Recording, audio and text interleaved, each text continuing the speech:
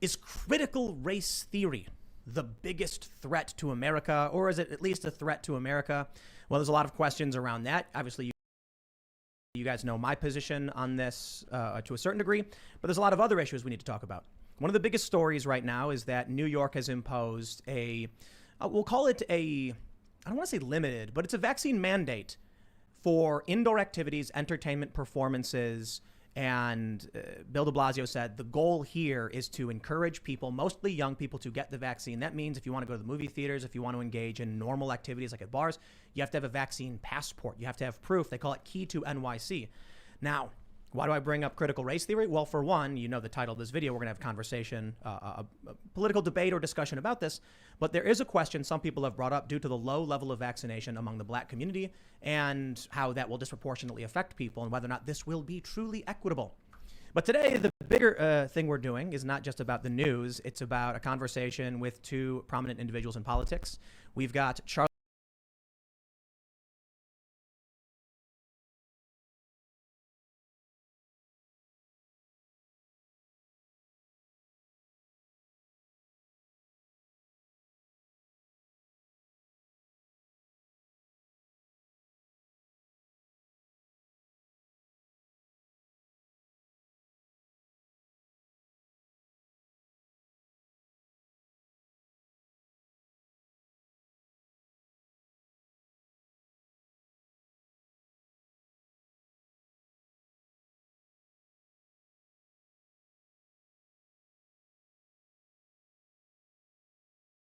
Charlie Kirk, who I'm sure most of you know. Do you want to just briefly introduce yourself? Charlie Kirk, honored to be here. We're gonna have some fun.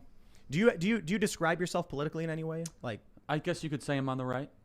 conservative? Yeah, more than that. And then- Conservative and love the country. Right on. Then, of course, we have Vosh. Jonah. Howdy. Yeah, I'm Vosh. I'm a YouTuber.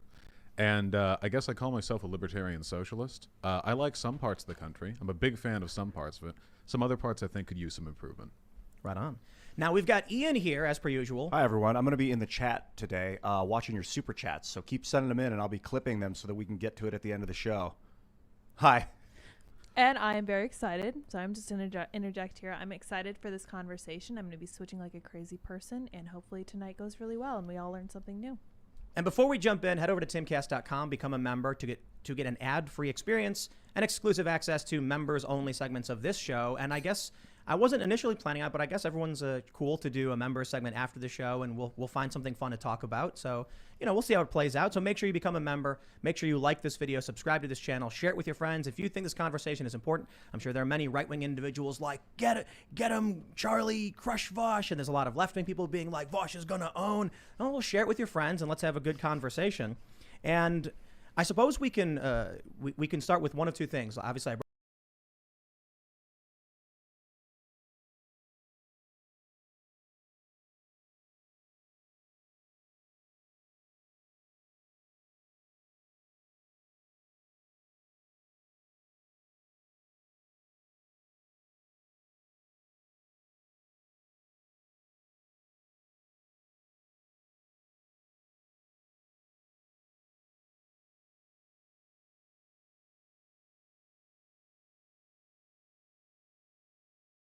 brought up critical race theory, but also the vaccine issue. I'm not sure if you guys have a preference for what you were. We can talk about the vaccine.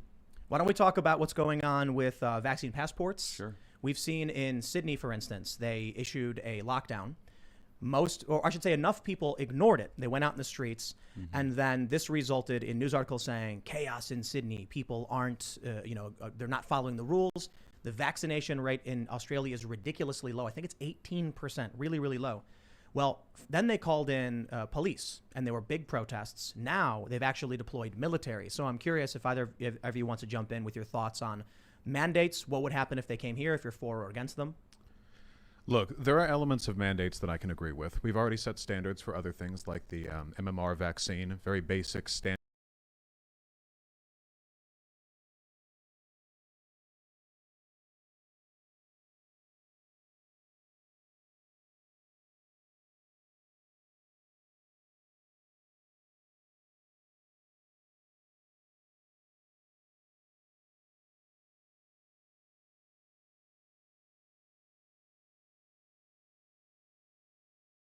standard vaccines that we expect everyone to get before they can go to school, travel. And I think for the most part that's worked. We've eradicated plagues from the world. I think we should be proud of that.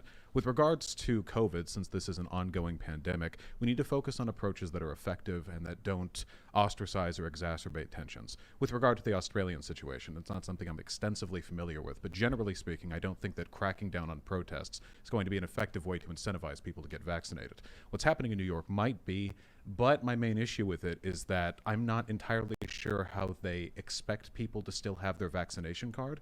I know that there's been some confusion from the beginning as to whether or not you should keep that. I know people have thrown theirs away. They made it too big for wallets. It just felt a little bit haphazardly planned from the forego, so that's unfortunate.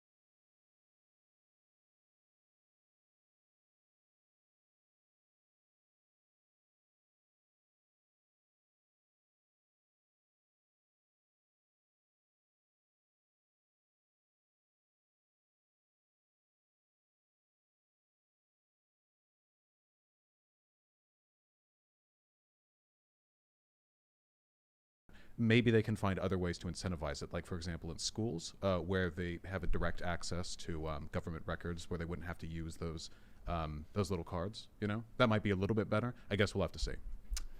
Well, I'm not saying you believe this, but some people on the left, I never want to hear about the discussion of voter ID ever again. Because now you can force people to identify their medical history to try to get into a restaurant in New York City. Yeah, look, I'm not getting the vaccine.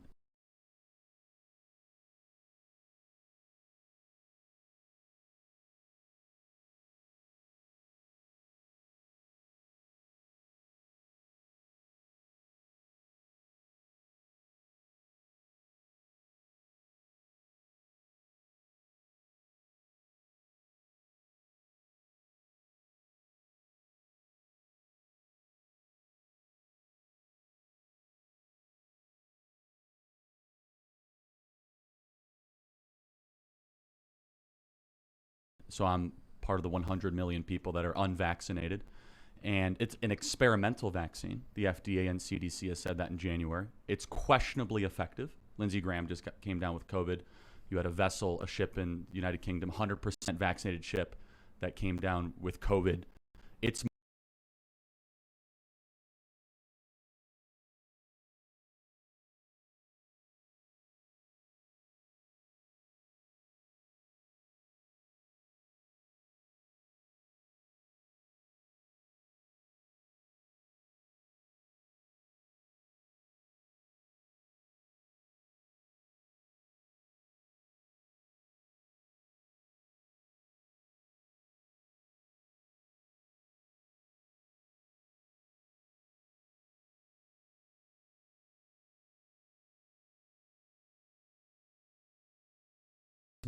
more like a treatment than a vaccine. I'll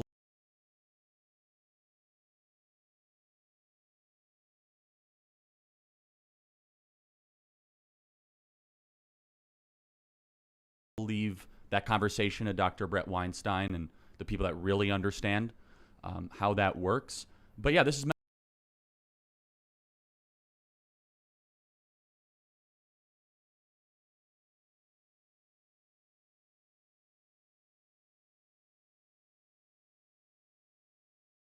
medical apartheid. This is trying to create a two-tiered system where if you don't make the proper medical decisions, you're not able to go to Broadway shows or go into restaurants, even when the efficacy of this vaccine is questionable at best. We see that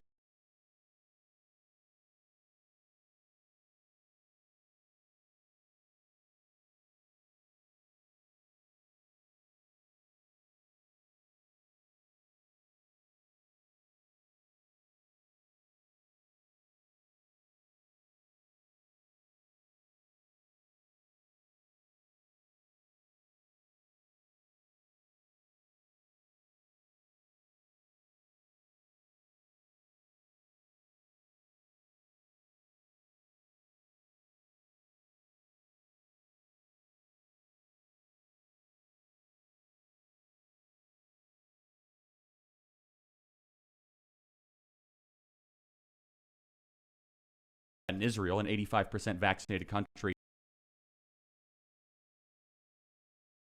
that's about to lock down again.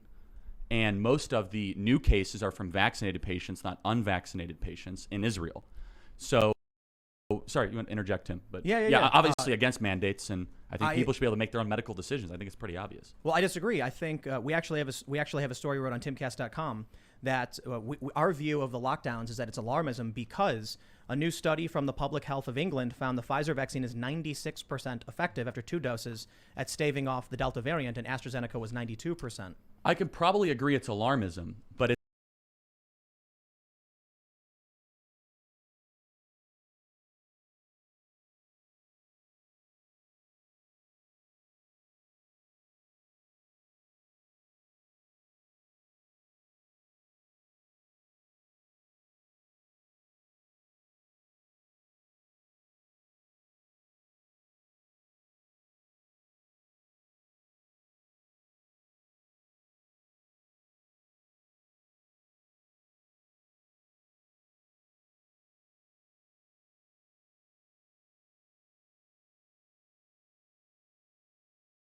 it's enough of an alarm for the public health leaders to undermine the argument that the vaccine is a solution to what would possibly satisfy the public. So- I mean, I was against the lockdowns in the first place. Let me be very clear when there was 1,000 deaths a day, not 334. But sorry, go ahead. Well, a couple of points on this. First of all, it's experimental in the sense that there was an expedited process for its release, but there have been full and extensive studies taken on the safety and effectiveness of these vaccines. The reason why the FDA study hasn't been finished, the reason why it hasn't been fully vetted, isn't because they're looking for long-term health effects, it's because they're determining the extent to which it protects you over a long period of time.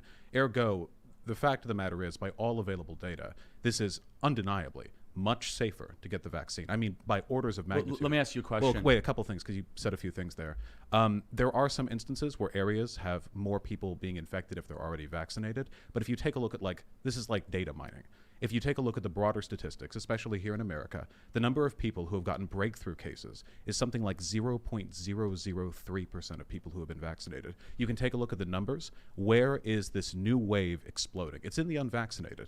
In spite of the fact that fewer and fewer people are remaining unvaccinated, the vaccinated stay relatively healthy. And not only do they get infected way less often, they also suffer far fewer severe symptoms. Their hospitalization rates have plummeted, and their deaths are incredibly low compared to people who are unvaccinated. This is by all means an effective vaccine. What's your opinion of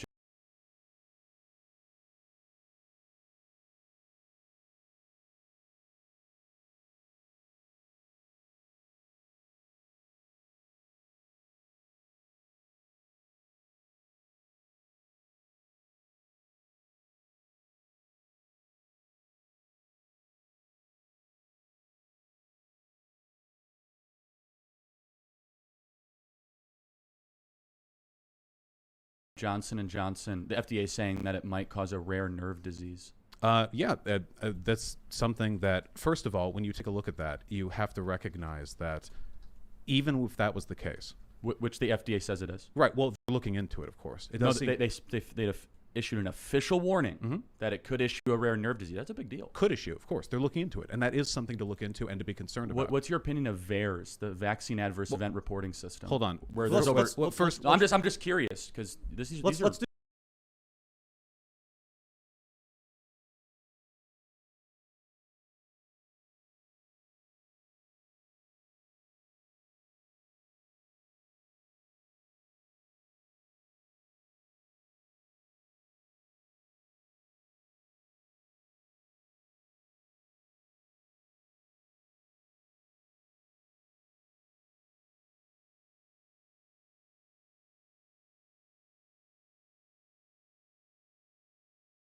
do the Guillain-Barre syndrome, Yeah. though. I think you want to. Yeah, so of course, stuff like that can happen. Now, even if that claim is the case, it would remain the fact that unless the extent of that potential nerve damage is just apocalyptically severe, that the effects of getting COVID would still be far, far worse than the potential side effects of that vaccine.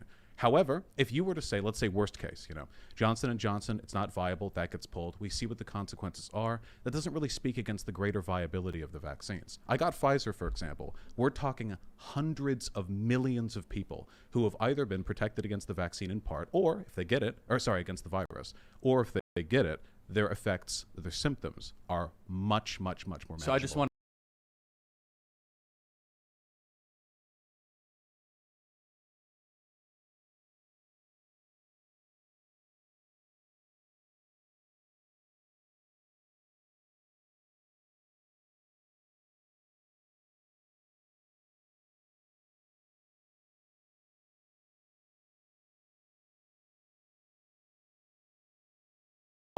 just kind of just play into the irony here that I'm the one criticizing the pharmaceutical companies and you're the one defending. I just think I think it's delicious. That's Well,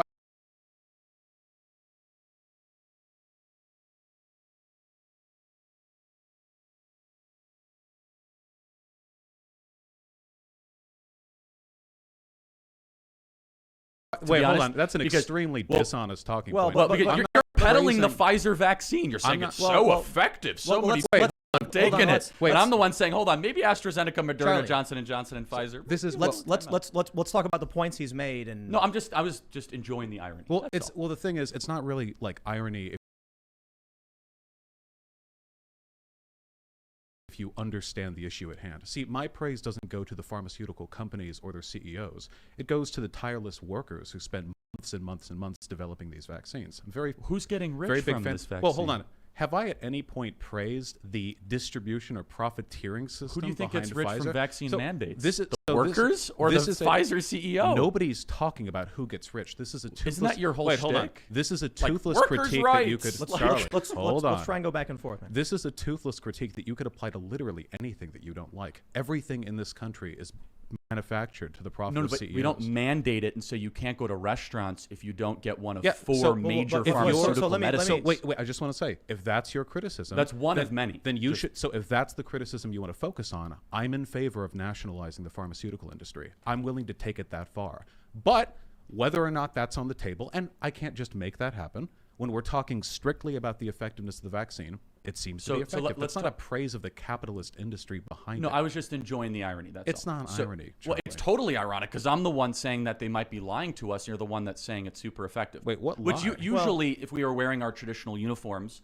right versus left, it would be the other way around. That's all I'm saying. The only comment But I'm making what is do as you have to to the say about effectiveness of VAERS, the though? What do you have to vaccine. say about the vaccine adverse event reporting system that says well over 7,000 people experienced death after getting the vaccine? Does that worry you?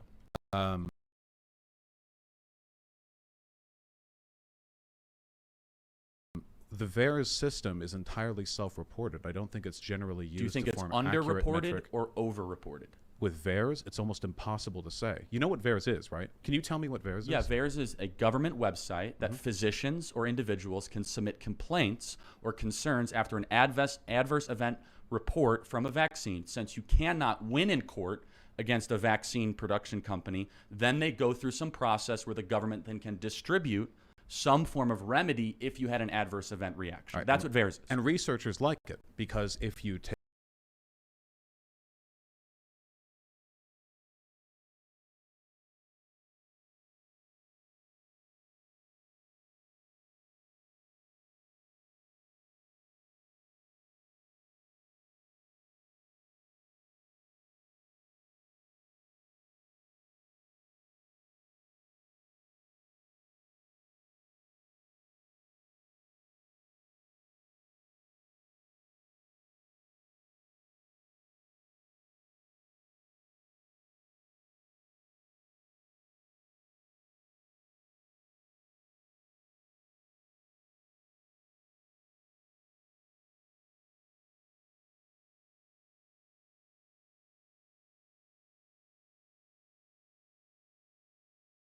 take a vaccine or you get some other procedure, any medical drug done, you can report the effects there, and it can be a way of gathering sort of aggregate data concerning the effects of these potential treatments. The problem is researchers don't use this as a bulletproof way of determining the outcome or effect of anything, because they're literally just unvetted online submissions that anybody can put in. So I I agree.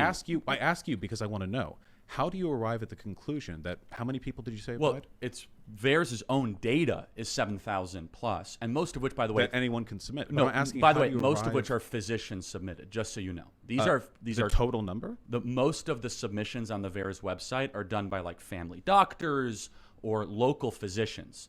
So I'm just asking, what number of adverse event reactions would you say maybe there's something wrong? But I'm asking, how do you- 10,000 deaths. how do you know these deaths were caused by 20,000 deaths? vaccines? No, I'm just saying that's what VAERS says, right? No, wait, but so I need to know this. We because don't. You can, so That's the VAERS question. So wait, is these just people who have died after taking the vaccine? Like they may have died from some medical incident afterwards, and it just gets put up there. And we're This is saying the that's question. because of the Usually, a vaccine? vaccine gets pulled when you have 15 attributable deaths. We have 7,000 that we have to go through. The question is, when do you call timeout Wait, and say maybe we should You're not answering the mandate question. it? How do you know that they're from the vaccine? We don't. That's the point. Oh, but you okay. don't either. But the position is, let's mandate experimental medicine. We don't know actually what's Wait, happening. if you don't know, then how can you say that medical doctors are the one uploading this information? Is there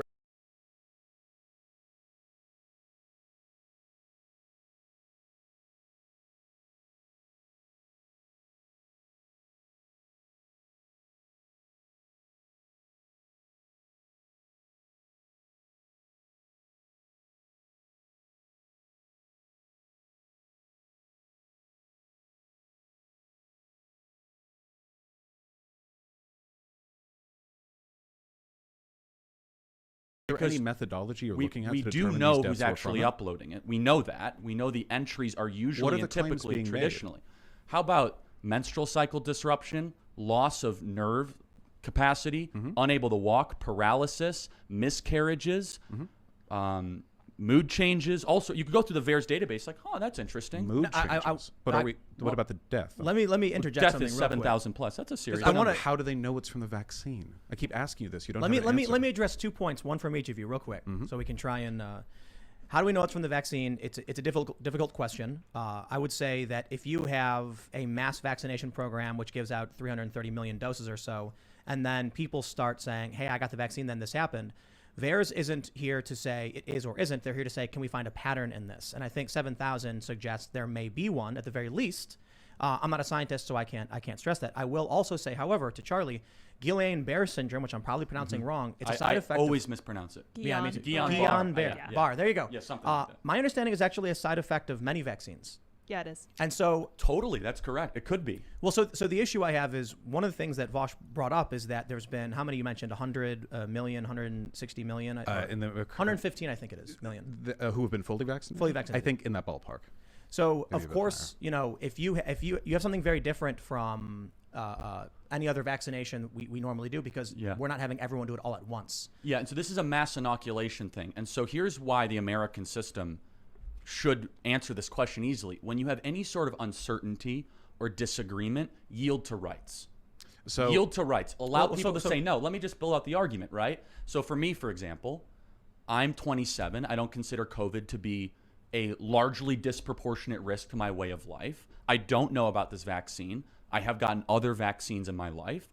So I want to be able to have the right to say no to that. So the American system, Constitution, kind of like the tradition, is to be able to have people have nuance, preferences, and individualism. When it comes to these sort of complex issues, not saying you can't go to a restaurant because we want you to take experimental medicine. Right. So a couple of points on that. First of all, if we're speaking to legal rights, the Supreme Court found over a century ago that when it came to vaccinations, this was a special exemption from some people's rights to. I will determine agree their with you medical that the histories. courts It's are not on my side. 1904 in that one. And there's a reason why. Because, of course, when you choose not to take the vaccine, you contribute to the removal of others' freedoms. See, it's true. You do have a freedom to not or to take a vaccine. But I think other people should have the freedom to not grow up in a world ridden by plague.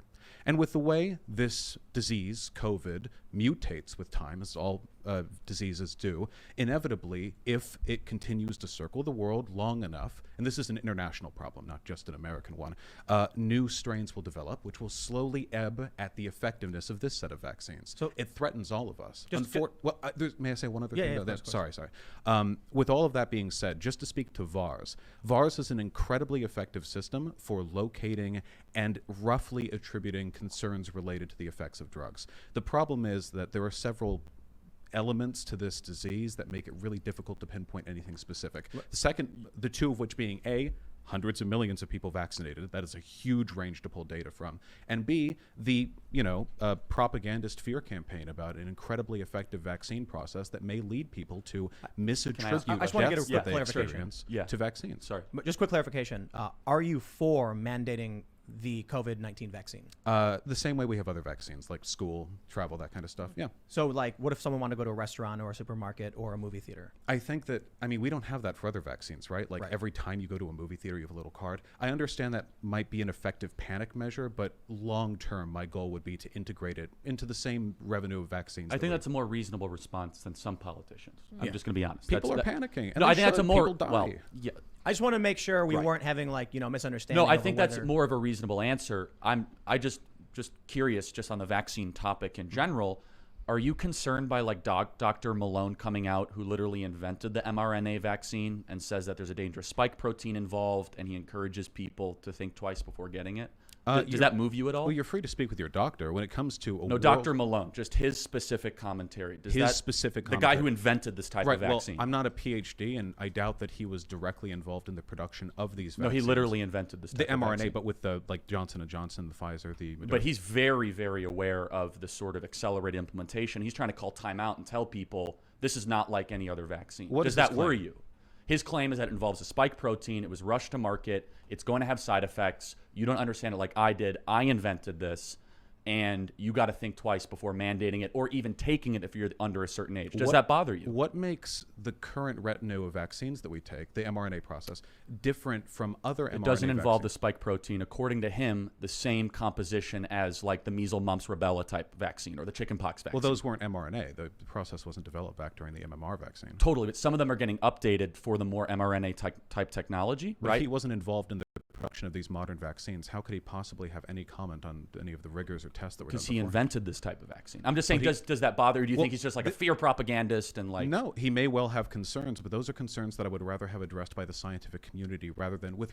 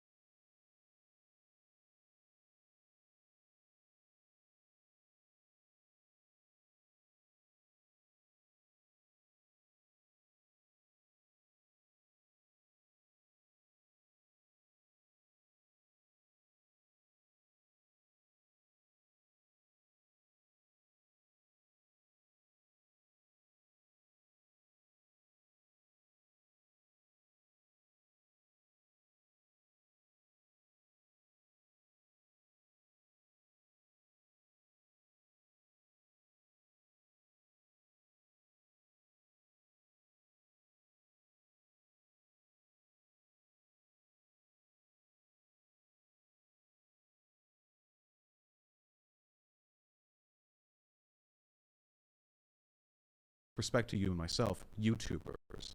Well, no, I agree. So, but the question is which scientists, right? So there's a lot of scientists speaking out against this. Dr. Brett Weinstein, Dr. Malone. What right? is Dr. Brett Weinstein's He's an specialty? evolutionary biologist, so he knows a little bit about how That's not virology. cellular No, function that works. is not virology. That is a completely spurious So let me association. just, do you trust Fauci more or Dr. Brett Weinstein? It's not about Fauci. It's about Fauci. He's a virologist who's been wrong about everything. It's about Well, the let's- global. Well, hold on. He's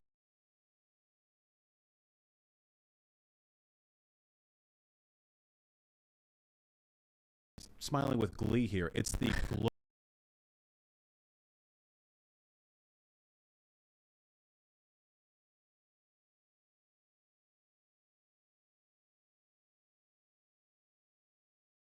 global medical community in this regard. You mean like hold the, on. you mean like Really? the WHO? Like No, I'm not- hold on, wait, put please, a name behind. So Wait, he's very excited to interrupt me. Yeah, let's. No, I just want to say it's not just about the WHO. We're talking about